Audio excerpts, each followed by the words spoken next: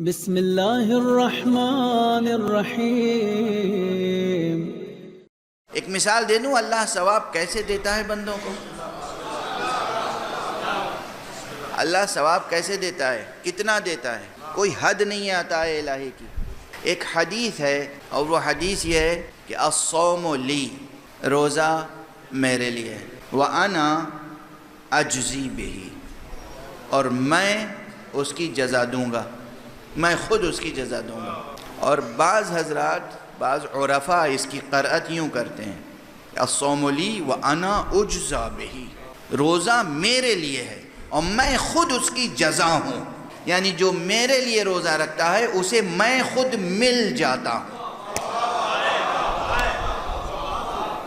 قیامت ہے، اس کی تشریح آسان نہیں، ٹھیک ہے نا؟ دونوں صورتوں میں، اگر پہلی ہی صورت ہو، یہ سب کا تجربہ ہوگا، اگر کوئی انعام کوئی بڑی شخصیت عطا کرے تو اعزاز کی بات ہوتی ہے نا۔ چھوٹے بچوں کو اسکولوں میں جب انعام ملتا ہے تو کبھی تو کلاس ٹیچر دے دیتا ہے انعام، اور کبھی پرنسپل دیتا ہے۔ تو اگر بچے کو پرنسپل نے بلا کے انعام دیا تو وہ بڑی بات ہوگی بچے کے لیے کہ پرنسپل صاحب نے خود دیا ہے انعام اپنے ہاتھوں سے۔ اور اگر کہیں اس بچے کو منسٹر آف ایجوکیشن کے ہاتھ سے انعام ملا تو وہ اور بڑی بات ہو جائے گی۔ اور اگر کہیں اس بچے کو پریسیڈنٹ کے ہاتھ سے ایوارڈ مل گیا تو اور بڑی بات ہو جائے گی۔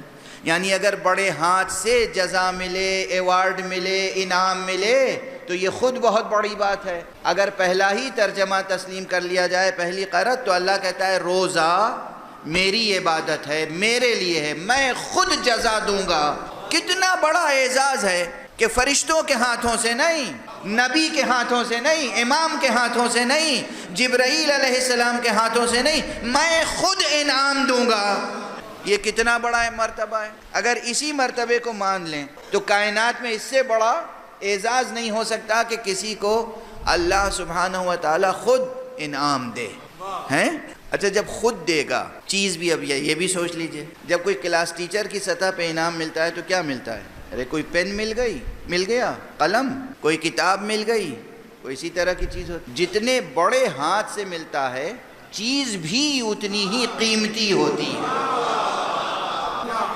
ایسا نہیں ہوتا کہ اعلان کیا جائے کہ صاحب فلاں بچے نے بہت اچھا رزلٹ نکالا ہے، اپنا بہت اچھا امتحان دیا ہے اور اس لیے پریسیڈنٹ اس کو کنٹری کا پریسیڈنٹ ایوارڈ دے گا، انعام دے گا، اور جب وہاں جائیں تو معلوم ہو کہ ایک معمولی سا قلم ملا ہے اسے۔ ایسا نہیں ہوتا ہے۔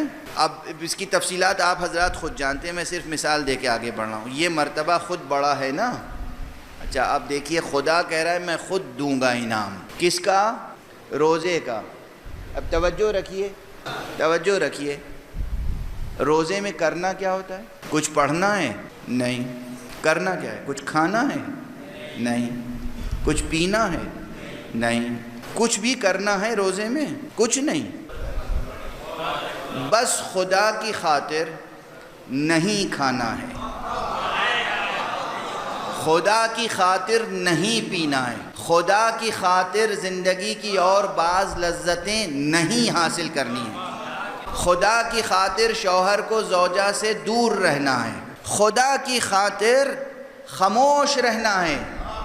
مبطلات صوم میں یہ بھی ہے نا کہ اگر آپ نے اللہ اور رسول کی طرف کوئی غلط بات منسوب کر دی، کوئی ایسی حدیث پڑھ دی کہ جو حدیث نہیں ہے، جھوٹی حدیث ہے، تو آپ کا روزہ ٹوٹ جائے گا۔ تو اس کا مطلب کیا کرنا ہے؟ خاموش رہنا ہے۔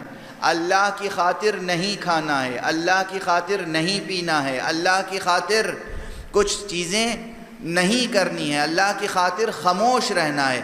جب خاموش رہنا اور کچھ نہ کرنے کا انعام، جب کچھ نہ کرنے کا انعام اتنا بڑا ہے تو اللہ کے لیے کچھ کرنے کا انعام کتنا ہوگا؟ جب کچھ نہ کرنے کا وہ اتنا انعام دیتا ہے، ایسا اسٹیٹس دیتا ہے، اتنی بلندی عطا کرتا ہے کہ وہ خود انعام دیتا ہے، تو کچھ کرنے کا کیا انعام ہوگا؟ اور یہ تو ہمارے آپ کے ساتھ معاملہ ہے۔ اس کی ایک اور مثال دے دوں، جیسے روزے میں کچھ نہیں کرنا ہوتا، سونے میں کیا کرنا ہوتا ہے؟ سونے میں کیا کرنا ہے؟ سونا ہی ہے نا. اللہ نے ایک مثال ایسی بھی قائم کر دی کہ اللہ کا ایک بندہ رسول اللہ کے بستر پہ سو گیا, ایک رات سو گیا. یہ صرف سو گیا تو اللہ نے اپنی مرضیاں اس کو دے دی. قرآن و تاریخ قرآن و تاریخ. روزہ رکھنے میں کچھ کرنا نہیں ہوتا اور سونے میں کچھ کرنا نہیں ہے. سونے میں یعنی لٹرلی سونے میں کچھ نہیں کرنا ہے نا. تو قرآن گواہ ہے کہ امیر المومنین علیہ الصلوۃ والسلام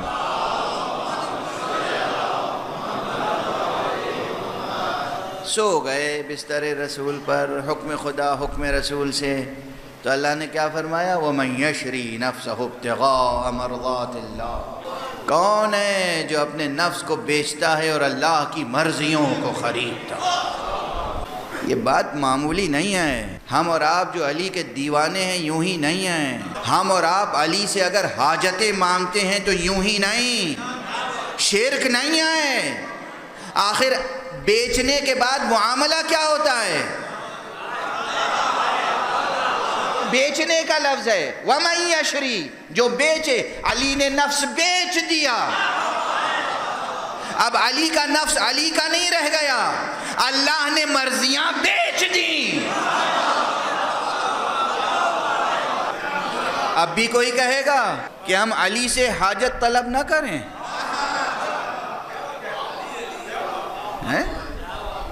علی سے حاجت طلب کرنا شرک نہیں ہے, کوئی شرک نہیں ہے, کوئی شرک نہیں. مگر ہاں علی رب نہیں ہے. علی رب کا نعرہ نہ لگاؤ. علی اللہ نہیں ہے, علی اللہ کا نعرہ نہ لگاؤ. یہ نعرہ, اس نعرے کی سزا اللہ بعد میں دے گا, علی پہلے دے گا.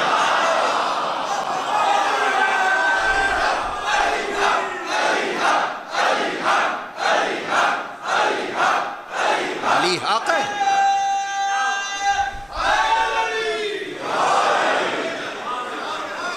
بلا شبہ علی حق ہے. مجھے یہ چند نعرے بہت پسند ہیں, اس لیے نہیں کہہ رہا ہوں کہ آپ پھر نعرے لگانے لگیں, تقریر کو آگے بڑھنے دیجئے. لیکن یہ چند نعرے مجھے بہت پسند ہیں. ایک تو علی حق کا نعرہ ہے. یہ نعرہ ہم نے تھوڑی بنایا ہے, یہ نعرہ ہم نے نہیں بنایا. یہ کچھ جذبات میں جوش میں ہم علی حق کہتے ہوں. رسول اللہ نے بتایا ہے علی مع الحق والحق مع علی. علی حق کے ساتھ ہیں, حق علی کے ساتھ ہے. اور بات بس اتنی ہی نہیں ہے, اللہم ادر الحق حیثما دار علی. پروردگار حق کو ادھر موڑ دے جدھر علی مڑ جا. علی حق ہیں, اس میں کوئی شک نہیں ہے. علی حق کا نعرہ یہ خود کوئی چھوٹا نعرہ ہے. علی حق کا نعرہ کبھی کوئی اسلام سیاسی والا برداشت نہیں کر سکتا. علی حق کا نعرہ ہی فیصلہ کر دیتا ہے کہ جب بھی جہاں بھی, چاہے بزم میں ہو یا رزم میں, مسجد میں ہو یا گھر میں, بازار میں ہو یا ایوان سیاست میں, حضور کی زندگی میں ہو یا حضور کی زندگی کے بعد, جب بھی جہاں بھی کوئی علی کے مقابل میں آئے گا وہ باطل ہوگا. علی حق ہے.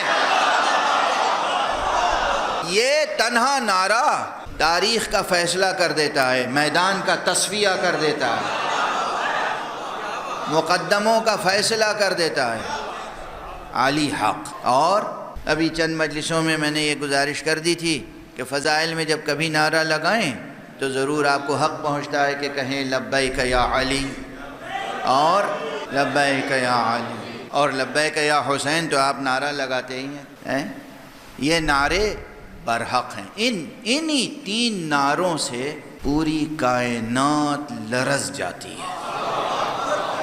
یہ نعرہ کبھی نہ چھوڑیے گا, لبیک یا علی لبیک یا حسین. غور فرما رہے ہیں یہ نعرے. لیکن اب بلا سبب آپ علی رب کا نعرہ لگانے لگے, باطل ہے, حرف باطل ہے. مولا علی کو آپ کیا خوش آمد پسند بادشاہ سمجھتے ہیں؟ کیا سمجھتے ہیں آپ؟ مولا علی کو کیا سمجھتے ہیں؟ خوش آمد پسند بادشاہ تھے. علی اللہ کہنے لگے آپ. تو یہ بتائیے کہ اب ایک فرقہ ہے پورا مسلمانوں میں جس کے بہت بڑے علامہ تھے، علامہ ابن تیمیہ، وہ قائل تھے کہ اللہ جسم رکھتا ہے اور اللہ سیڑھیاں چڑھتا ہے اور اترتا ہے۔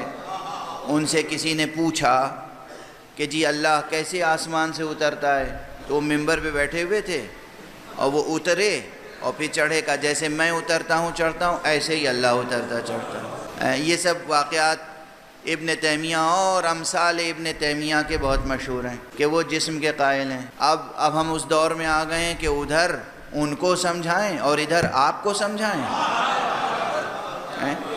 ہم انہیں کیا سمجھاتے ہیں؟ جو جسم رکھتا ہے وہ خدا نہیں ہوتا، جو جسم رکھتا ہے وہ اللہ نہیں ہوتا، جو سیڑھیاں چڑھے اترے وہ اللہ نہیں ہوتا۔ ہم نے علی کو جسم میں بھی دیکھا اور رسول کے کاندھے پہ چڑھتے بھی دیکھا اور اترتے بھی دیکھا۔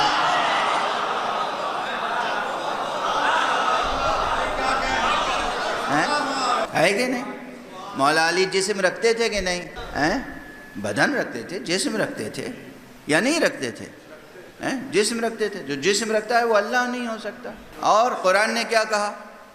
قرآن تو مانتے ہیں نا؟ قرآن نے کیا؟ قل هو اللہ احد لم یلد ولم یولد ولم یکن لہ کفوا احد۔ اللہ ایک ہے، واحد ہے، یکتا ہے، یگانہ ہے، اس کی وحدانیت ان نیومیریکل ہے، غیر عددی وحدانیت ہے، یعنی اس کا کوئی مثل و نظیر نہیں ہے۔ اور اس کی تعبیر یہ ہے کہ نہ اس کا کوئی باپ ہے، نہ اس کا کوئی بیٹا، نہ اس کا کوئی ہمسر، یہ ہوتا ہے اللہ۔ علی کے باپ کا نام ہے ابو طالب،